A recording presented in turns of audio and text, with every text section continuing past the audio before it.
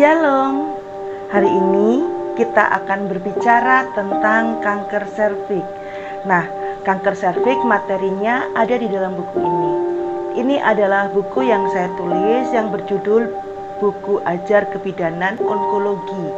Karena sejak tahun 2012 saya mengampu mata kuliah ini untuk mahasiswa D3 Kebidanan, D4 Kebidanan, S1 Kebidanan, dan S1 Keperawatan. Jadi materi ini pun juga ingin saya berikan pula untuk ibu-ibu anggota komunitas kain dan kebaya Indonesia.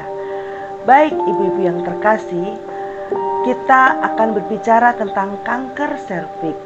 Karena selama ini kanker serviks merupakan kanker yang cukup membuat kita menjadi was-was. Kenapa? Karena tingkat kematiannya sangat tinggi. Beberapa tahun yang lalu itu belum didapatkan pemeriksaan yang valid, mudah dan murah, sehingga orang-orang yang mau periksa pap smear itu merasa kesulitan dan mereka datang dalam kondisi sudah kankernya stadiumnya terminal. Baik ibu-ibu yang terkasih, kalau kita berbicara tentang kanker serviks, maka artinya kanker itu berada di serviks atau di leher rahim. Baik, gimana sih perjalanannya sehingga kanker itu bisa menjadi yang tadinya sel normal menjadi sel kanker? Yang pertama, sel itu awalnya sel normal nih. Nah, kemudian sel itu pada saat kita melakukan pemeriksaan pap smear yang diambilkan sel squamous ya, sel pipi yang ada di leher rahim. Nah, diambil selnya, ternyata sel itu ada perubahan. Diagnosa yang muncul di dalam lembar pemeriksaan pap smear adalah sin 1, sin 2, sin 3 atau stage 0. Nah, sebetulnya ini bisa diatasi karena ini merupakan stadium prakanker. Bisa diatasi dengan berbagai macam cara sehingga ibu tidak akan terkena penyakit kanker serviks. Nah, berikutnya adalah masuk ke stadium kanker yang invasif. Pada saat masuk ke stadium yang invasif, ibu bisa juga diobati secara tuntas sampai dengan kanker itu masuk stadium 2. Tetapi jangan terlambat ya, kalau lebih dari stadium itu akan sangat berbahaya. Berikutnya, etiologi faktor risiko kanker serviks. Etiologi atau penyebabnya adalah multifaktor, tapi seringkali disebabkan oleh virus human papilloma. Ini yang resikonya tinggi. Nanti saya jelaskan virus human papilloma keberapa saja yang bisa menyebabkan kanker. Nah, faktor resikonya siapa saja ibu? Yang pertama adalah mereka yang hubungan seksual pada usia yang masih sangat muda. Jadi ada budaya-budaya yang menikahkan atau mengkawinkan anak-anak di usia yang sangat muda. Mereka adalah orang-orang yang memiliki faktor resiko yang sangat tinggi terkena kanker serviks. Yang kedua adalah hubungan seksual dengan banyak mitra seks.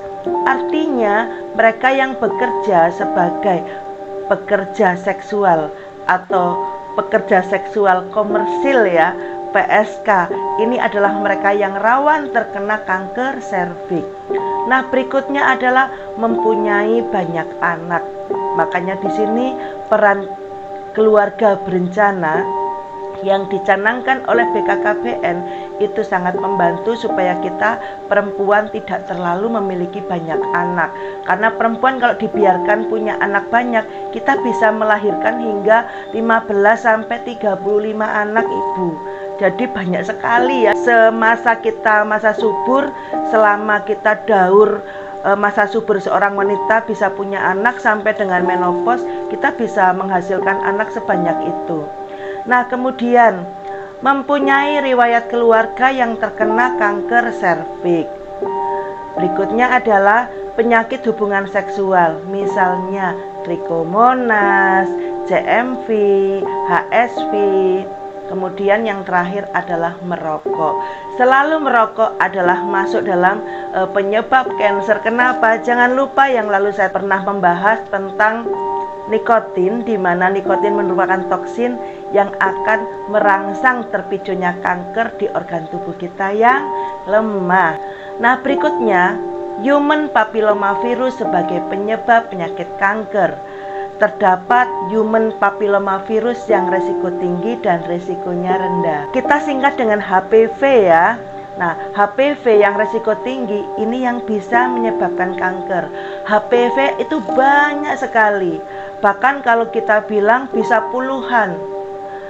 Misalnya yang berisiko menyebabkan kanker adalah HPV nomor 16, 18, 31, 33, 35, 39, 45, 51, 52, dan 58. Sedangkan HPV yang berisiko rendah, yaitu HPV yang tidak menyebabkan kanker, dia ada di HPV 6, 11, 40, 42, 43, 44, dan 54 pangkat 4. Bagaimana kita bisa mendeteksi kanker secara dini?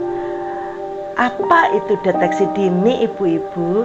Deteksi dini adalah menemukan kelainan sebelum menjadi kanker. Makanya saya bilang tadi, pada saat ibu pap smear ditemukan ada SIN 1, ada SIN 2, ada SIN 3, ada stadium prakanker atau stadium 0, itu masih bisa diatasi. Bagaimana supaya kita bisa menemukan bahwa kita saat ini betul-betul aman terhadap penyakit kanker atau terhadap kanker serviks invasif? Yang pertama adalah dengan pemeriksaan dini dengan cara IVA.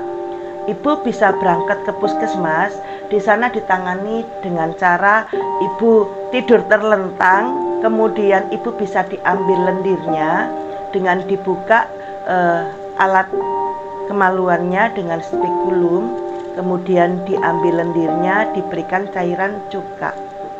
Nah, seperti cairan asam ya. Nah, nanti di sana akan kelihatan ada kelainan atau tidak. Bila ada, maka akan segera diatasi oleh petugas kesehatan setempat. Nah, yang kedua adalah dengan pap smear. Kalau IVA, ibu cuma mengeluarkan uang 25.000, ibu paling banyak itu sama loketnya. Kalau pap smear sedikit lebih banyak. Ibu tentu tahu sama caranya, tidur di opjin bed, dimasuki spekulum, kemudian diambil lendirnya. Nah, itu macam-macam pap smear itu. Ada yang bagus saat ini diambilnya pakai brush, kemudian atau pakai sikat yang kecil sekali.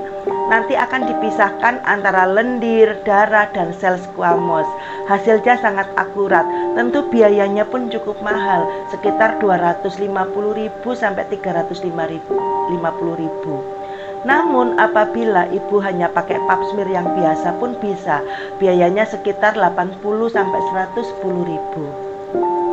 Kemudian kolposkopi bisa dilakukan di rumah sakit, kemudian cervicography juga di rumah sakit, dan tes DNA human papilloma virus. Diagnosa lesi prakanker, apa sih itu? Kita melakukan inspeksi atau melihat secara virtual dengan asam asetat yang tadi saya bilang dengan IVA ya. Ini pemeriksaan yang paling sederhana. Dilakukan di daerah tanpa fasilitas kesehatan yang memadai, itu sudah bisa, Bu. Kemudian kalau pap smear tadi, ini dilakukan pada perempuan yang sudah menikah paling lama 3 tahun. Itu segera kita melakukan pap smear ya. Boleh setiap tahun Anda lakukan. Dilakukan 1 kali setahun sesuai dengan hasilnya. Lah kalau hasilnya SIN 1, SIN 2, SIN 3 gimana, Bu? Kalau hasilnya itu tentu 1 bulan sekali atau 3 bulan kemudian harus diperiksa. Berikutnya dengan tes HPV ya, hybrid capture. Nah, ini bila hasil pap smearnya adalah meragukan, atau bila penderita menghendaki kepingin lebih yakin lagi. Kalau kolposkopi tadi apa ya? Bila semua pap smear abnormal, jadi nggak ada yang normal nih, ini harus dilakukan kolposkopi. Nah, tes IVA Ini sangat mudah Ibu. Ibu tinggal datang ke puskesmas. Jadi kalau umpamanya Ibu setelah dilakukan pemeriksaan IVA. Yang pertama nih caranya Bu, supaya Ibu nggak penasaran nih.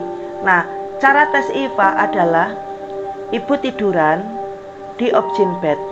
Kemudian Ibu, mohon maaf, dipasang spekulum di misfinya.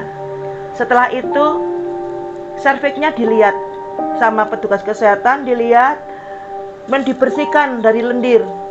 Nah, setelah itu serviknya dibasahi permukaannya dengan asam asetat. Ya, setelah itu dilihat pakai lampu, Bu. 100 watt lampunya, terang sekali. Setelah 1-2 menit, maka akan dilihat perubahan yang terjadi di dalamnya. Bila tidak ada gambaran warna putih, maka hasilnya negatif. Puji Tuhan, alhamdulillah. Apabila ada gambaran putih, maka hasilnya positif.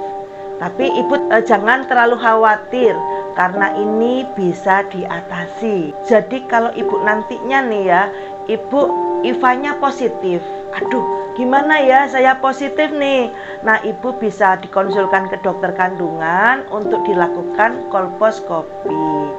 Apabila lesinya negatif, maka pemeriksaannya rutin aja, Bu. Ibu rutin sesuai dengan anjuran dokter.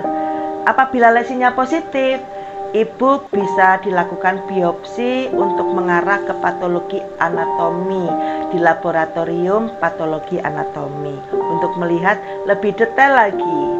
Seperti itu. Nah, kalau pap smear, saya kira ini metode yang sering sekali dikenalkan di kita ya Bu. Saya mulai jadi bidan tahun 1993, itu kami sudah rutin melakukan pap smear untuk pasien kami. Ini adalah metode pengambilan sel mulut rahim dan sel leher rahim dengan cara mengusap mulut rahim, kemudian diperiksa dengan mikroskop. Kita akan mendapatkan gambaran. Periksanya dengan apa? Mirip dengan IVA tadi. Setelah itu, bagaimana apabila kita sudah melakukan pap smear? Kita lihat hasilnya. Kalau hasilnya SIN 1, SIN 2, SIN 3, dan hasilnya yang terakhir lesi prakanker, maka akan dikonsulkan ke dokter dan akan diatasi. Yakinlah Ibu akan tepat penanganan dan akan disembuhkan. Jadi jangan terlalu khawatir. Kalau stadiumnya masih rendah, Ibu pun akan bisa teratasi dengan baik. Jangan terlalu khawatir. Ya, kalau zaman dulu kanker serviks itu menjadi momok yang luar biasa. Sekarang Ibu, semua tenaga medis sudah dibekali dengan ilmu pengetahuan yang hebat, di mana Ibu bisa terselamatkan.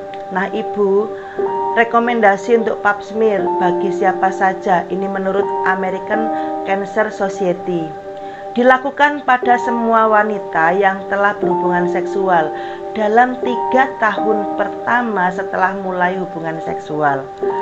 Bukan hanya pada orang tua ya, bukan hanya pada orang tua. Pap smear dilakukan 1 tahun 1 kali. Pap smear dihentikan pada usia 70 tahun ke atas. Yang hasil pap smearnya 3 kali berturut-turut normal. Nah, jadi setelah 70 tahun, ibu-ibu yang lansia itu di pap smear 3 kali berturut-turut normal, sudah tidak dilakukan pap smear lagi. Kita bisa melakukan yang namanya pencegahan.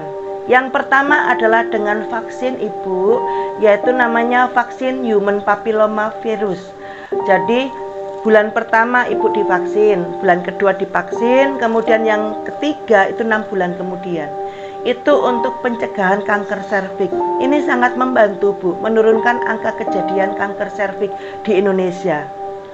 Kalau sekarang sedang diwacanakan dan direncanakan pada anak-anak yang usianya sekitar 12 tahun, itu bisa dilakukan vaksinasi kanker serviks.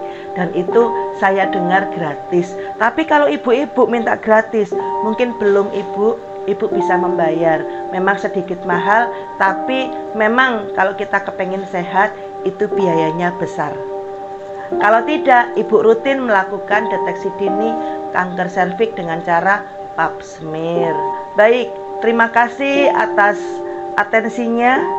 Ibu sudah kami berikan sharing tentang kanker serviks. Semoga sharing ini bermanfaat untuk ibu-ibu anggota komunitas Kain dan Kebaya Indonesia.